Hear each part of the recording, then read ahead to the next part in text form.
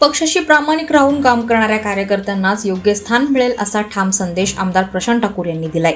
पेण तालुक्यातील वडखळ येथे प्रचारादरम्यान त्यांनी अप्रत्यक्षपणे भाजप सोडून शिंदे गटात गेलेल्या मिलिंद पाटील यांच्यावर टीका केली। घरोघरी जाऊन जनतेची दिशाभूल केली जात असल्याचा आरोप करत पक्षापासून दूर गेलेल्यांसाठी भाजपचे दरवाजे कायमचे बंद असल्याचं त्यांनी स्पष्ट केलं। प्रभाकर उर्फ हरिओम म्हात्रे, प्रदीप म्हात्रे आणि विवेक म्हात्रे यांच्या प्रचारावेळी मोठ्या संख्येने पदाधिकारी आणि कार्यकर्ते उपस्थित होते। म्हसळा नगर पंचायतीत शिंदे गटाला मोठा धक्का बसला असून राष्ट्रवादी काँग्रेसमधून शिवसेना शिंदे गटामध्ये गेलेल्या नगरसेवकांविरोधात पक्षांतर बंदी कायद्यान्वये तक्रार दाखल करण्यात आली आहे। सुनावणीनंतर जिल्हाधिकारी किशन जावळे यांनी सदस्यत्व रद्द करण्याचा निर्णय दिलाय। नगराध्यक्षा फरहीन बशरत, नगरसेविका कमल जाधव, बेहजबीन दळवी, असहल कादरी, सुमैया आमदानी, सारा मसलाई व शाहीद जंजीरकर यांचा यामध्ये समावेश आहे। या निर्णयामुळे स्थानिक राजकारणात मोठी खळबळ उडाली असून राष्ट्रवादी काँग्रेसला दिलासा मिळालाय।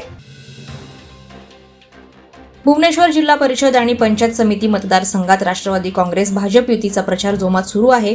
जिल्हा परिषदेसाठी मधुकर पाटील व पंचायत समितीसाठी सुरेश मगर हे उमेदवार मेढा ते पडम परिसरात थेट जनसंपर्क साधत आहेत। रस्ते, पाणी पुरवठा, वीज आणि मूलभूत सुविधा या विकास कामांच्या आधारावर मतदारांशी संवाद साधला जातोय। भाजप आणि राष्ट्रवादीचे पदाधिकारी कार्यकर्ते गावोगावी बैठका आणि घरभेटी घेत आहेत। आपला हक्काचा माणूस अशी मधुकर पाटील यांची ओळख असून सुरेश मगर यांचा तगडा जनसंपर्क आहे। संघटित प्रचारामुळे युतीला उत्तम प्रतिसाद मिळतोय।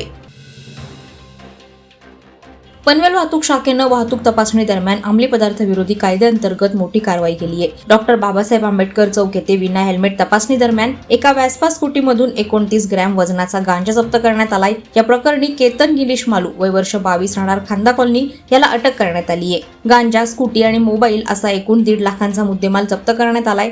वरिष्ठ पोलीस निरीक्षक औदुंबर पाटील यांच्या आदेशाने ही कारवाई करण्यात आली। कोलाड पंचायत समिती गणात शिवसेना, उभाटा आणि शेकाप युतीमुळे राष्ट्रवादीच्या गोटात अस्वस्थता दिसत असल्याची चर्चा आहे।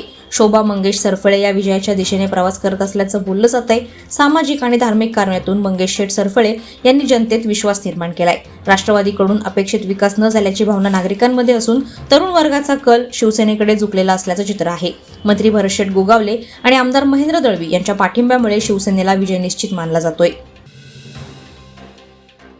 पनवेल जवळील भंगारपाडा परिसरात महिलेच्या गळ्यातील मंगळसूत्र जबरीने खेचून पळ काढणाऱ्या आरोपीला पनवेल शहर पोलिसांनी अवघ्या 6 तासात अटक केली आहे। मंजुळा हरिश्चंद्र दबडे राहणार पारगाव या पायी चालत जात असताना अज्ञात आरोपीने त्यांचं मंगळसूत्र हिसकावलं होतं। या प्रकरणी पनवेल शहर पोलीस ठाण्यात गुन्हा दाखल करण्यात आला होता।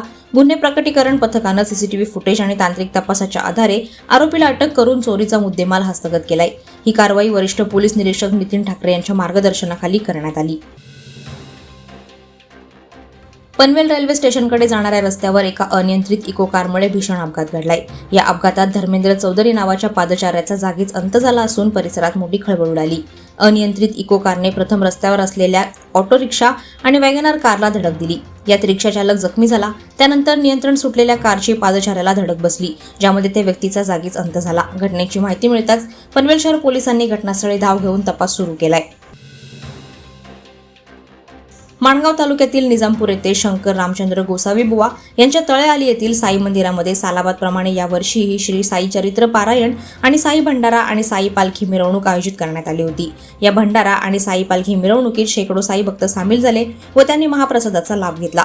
कार्यक्रमाचं व्यवस्थापन ओम साई मित्रमंडळ निजामपूर, श्री साई सेवक मित्रमंडळ तळेआली, ओम साई महिला मंडळ तळेआली व ग्रामस्थ मंडळ निजामपूर यांनी केलं होतं।